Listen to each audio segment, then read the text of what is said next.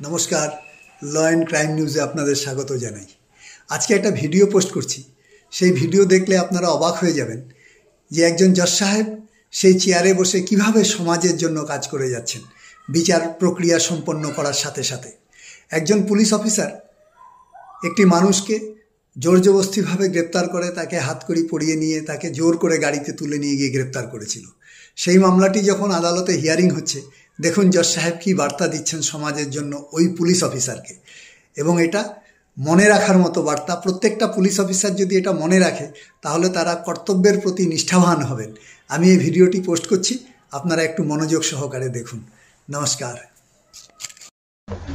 ये वर्दी जो आपको मिली है वो क्या पावर एक्सरसाइज करने के लिए? सिर्फ छोटी छोटी सी बातों पर लोग जेल में हैं, तो आप जो धारा लगा देते हैं उसके ऊपर भी चर्चा का विषय।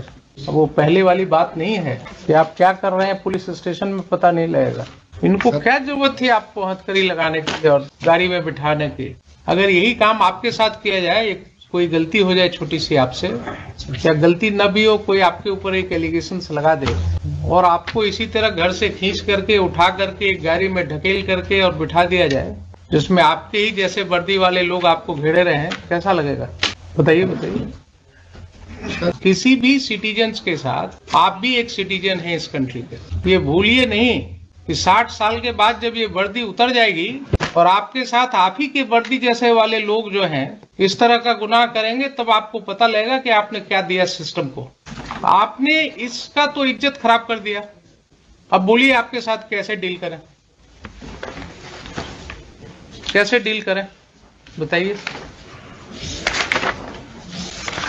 कोई अलग से वकील रखना हो बहस करने के लिए तो रख लीजिए,